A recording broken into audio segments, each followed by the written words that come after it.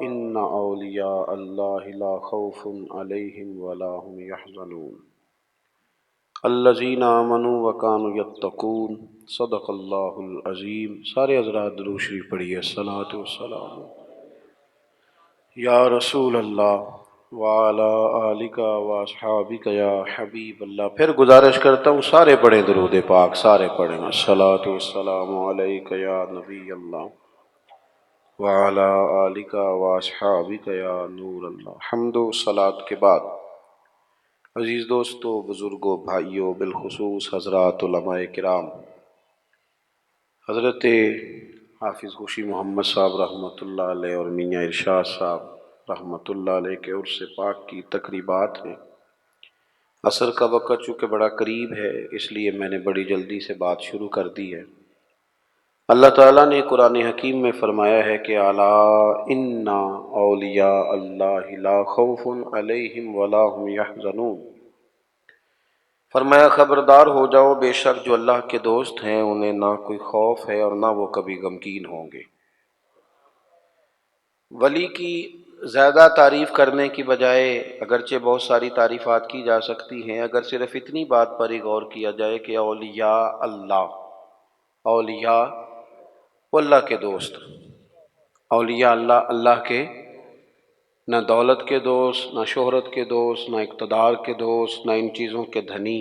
اولیاء اللہ، اللہ تعالیٰ کے ولی وہ ہوتا ہے جو رب کا دوست ہو، ہر صورت میں رب کی دوستی کو نبھائے، اللہ کی رضا چاہتا ہو، اللہ تبارک و تعالیٰ کی رضا پہ چلتا ہو، اللہ کی مخلوق سے اللہ کی رضا کے لیے محبت کرتا ہو، اللہ تبارک و تعالیٰ کے دین کو پھیلانے کا شوق اور جذبہ رکھتا ہو، قرآن مجید کو رب کریم کی محبت میں ابلاغ کرنے کا، ترویج کرنے کا، پڑھنے پڑھانے کا شوق رکھتا ہو، دوست ہوتا ہے وہ اللہ کا۔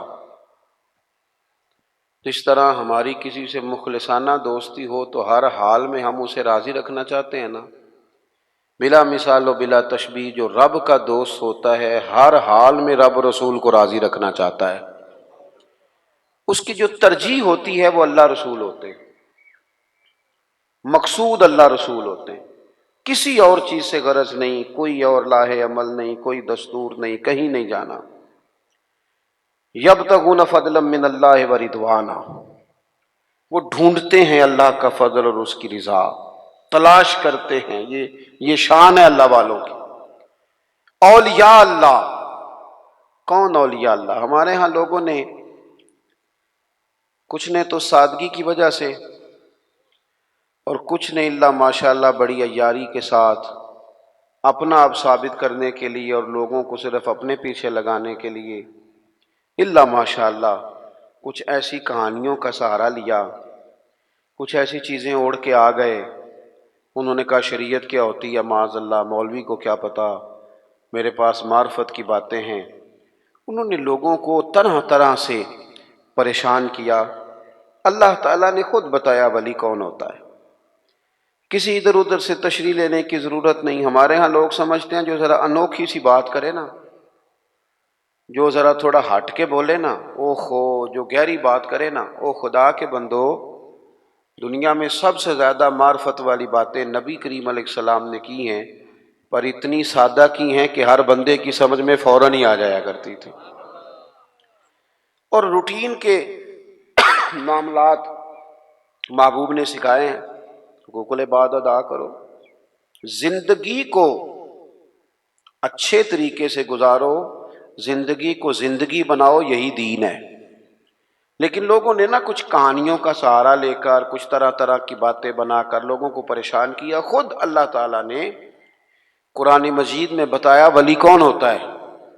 ایک تو فرمایا الذین آمنوا، یہ وہ لوگ ہیں جو ایمان لائے، وکانوا یتقون، اور دوسرا انہوں نے تقوی اختیار کیا۔ دو صفات قرآن نے ولی کی بیان کی، ایک تو اس کا ایمان کامل ہوتا ہے، وہ کچی پکی باتیں نہیں کرتا، ڈبل مائنڈڈ نہیں ہوتا، کر لوں نہ کروں، چلوں کہ نہ چلوں، ٹھیک رہوں گا کہ نہیں رہوں گا، آپ ویسے کیا کہتے ہیں، یہ کر لوں، یہ کچی پکی باتیں۔ رب کے بندے کی شان یہ ہے کہ اس کا ہر وقت اپنے رب پر بھروسہ مضبوط ہوتا ہے، مضبوط۔ ہمیں پتہ کیا کیا گیا ہے؟ ہمیں کمزور کر دیا گیا ہے، ہم ڈبل مائنڈڈ لوگ ہیں۔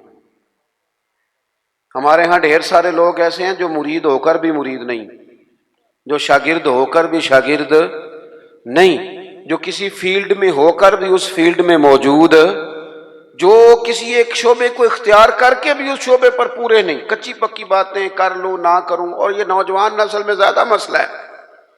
ایمان کہتے ہی اس چیز کو ہیں جو پوری طرح راسخ ہو جائے، جو دل تک اتر جائے۔ اور ایمان کے ثمرات ہیں، جب آپ کا ایمان کامل ہوتا ہے تو پھر توکل بھی مضبوط ہوتا ہے، پھر ایمان کامل ہے تو پھر صبر بھی نصیب ہوتا ہے، ایمان کامل ہے تو شکر بھی نصیب ہوتا ہے، ایمان کامل ہے تو پھر قناعت کی دولت بھی ملتی ہے، پھر تھوڑے پر گزارا کرنے کی اللہ ہمت بھی عطا کرتا ہے، پھر خودداری بھی نصیب ہوتی ہے، پھر عزت نفس بھی نصیب ہوتی ہے۔ پھر وہ بندوں کو نہیں دکھاتا، وہ جو کرتا ہے رب کی رضا کے لیے کرتا ہے۔ پکی بات، ایمان کی پکی بات، مضبوط۔ حضور علیہ الصلوۃ والسلام نے حضرت عارثہ سے پوچھا تھا آج صبح کیسے کی؟ عرض کی حضور اس حال میں کی ہے کہ میں پکا مومن ہوں۔ تو محبوب نے فرمایا تمہارے ایمان کی دلیل؟ عرض کی حضور جنتیوں کو جنت میں جاتا دیکھ رہا ہوں اور دوزخیوں کے فیصلے ہو رہے ہیں، یعنی یہاں سے لے کر جنت میں جانے تک ہر چیز پر میرا ایمان پکا ہے۔ مضبوط افکار ہوں، پکی باتیں ہوں، عزم کر لے، کوئی ضروری نہیں بندہ جیت ہی جائے، ضروری نہیں۔ بدر میں اللہ تعالیٰ نے مسلمانوں کو کامیابی دی تھی، احد میں ذرا تھوڑی مسلمانوں کو وقتی طور پر پیچھے ہٹنا پڑا تھا۔ اللہ کو ضروری ہے کہ ہر موقع پر انسان جیت ہی جائے، لیکن اس کا عزم پکا ہونا چاہیے، اس کا نظریہ پکا ہونا چاہیے۔ الذین آمنوا، پکی بات کرتے ہیں، پکی بات کرتے ہیں صاحب ایمان۔ حضرت مولا علی شیر خدا کرم اللہ تعالی وجہہ الکریم بیمار ہو گئے، علالت بہت زیادہ تھی اور اس کی وجہ سے نکاہت ہو گئی، کمزوری ہو گئی۔ اٹھ کے کھڑے ہوتے تھے تو بظاہر جسم پہ راشا تھا، کامتا تھا وجود۔ ایک صحابی تیمارداری کے لیے حاضر ہوئے اور جناب مولا کائنات کو دیکھ کر کہنے لگے میرے بھائی علی آپ تو بڑے کمزور ہو گئے، تو مجھے تو خدشہ ہے کہ اسی علالت میں کہیں رب کی بارگاہ میں آپ کی حاضری نہ ہو جائے۔ تو مولا علی شیر خدا نے پتہ کیا فرمایا؟ فرمانے لگے تو فکر نہ کر، مجھے کچھ بھی نہیں ہوگا، تو بے فکر ہو کے جا۔ کمزوری پوری ہے، لیکن نا ایک بندے کو ڈاکٹر نے کہا ہے رپورٹیں دیکھ کے کہ آپ کی رپورٹیں بتاتی ہیں کہ دن ذرا کم ہی ہیں، لگتا ہے، رپورٹس کہتی ہیں۔ تو کچھ ایسے ہوتے ہیں جن کو دن بتایا تھے تو وہ گھنٹے بھی نہیں نکالتے، وہ گئے۔ اور کچھ کہتے ہیں ڈاکٹر تو ٹھیک ہی کہتا ہوگا پر اپنے علم کے مطابق ہی کہتا ہے نا، ہوگا تو وہ جو میرا رب چاہے گا۔ یہ لوگ مضبوط ہوتے ہیں، ان کے اندر کچھ ایسی چیزیں ہوتی ہیں جس سے مضبوطی پیدا ہوتی۔ حضرت مولا علی شیر خدا کرم اللہ تعالی وجہ الکریم فرمانے لگے تو بے فکر ہو کے جا، مجھے کچھ بھی نہیں ہوگا۔ اس نے کہا جی آپ بڑے شدید کمزور ہیں، نکاہت ہے، حالت آپ کی بتا رہی ہے۔ تو حضرت علی فرمانے لگے مجھے کچھ بھی نہیں ہوگا۔ کہنے لگا جی کوئی اس کی وجہ؟ فرمانے لگے وجہ ہے نا، اللہ کے محبوب علیہ الصلوۃ والسلام نے فرمایا کہ علی تو اس وقت دنیا سے جائے گا جب تیری داڑھی خون سے رنگین ہوگی، تیرے اوپر خنجر سے، نیزے سے، تلوار سے وار کیا جائے گا۔ میں بیماری سے نہیں جاؤں گا، میں تو میدان کے اندر مجھ پر حملہ کیا جائے گا۔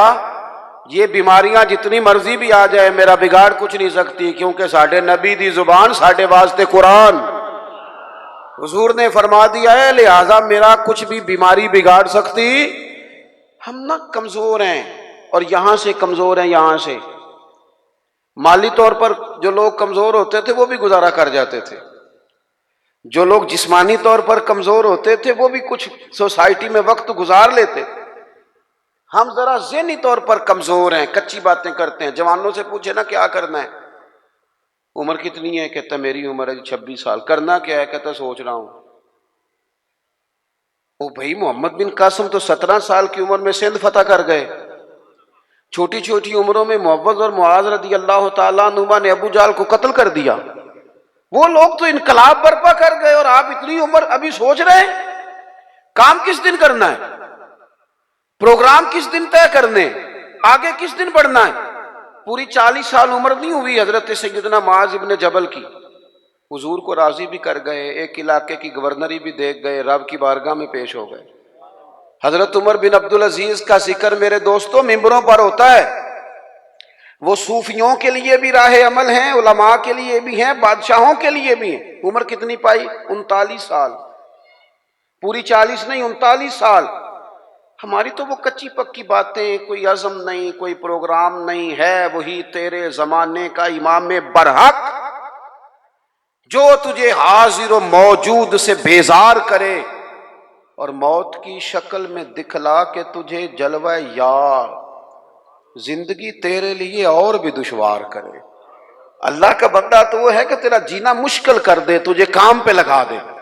تو نکلے تو صبح و شام پلٹنا جھپٹنا، جھپٹ کر پلٹنا، لہو گرم رکھنے کا ہے ایک بہانہ.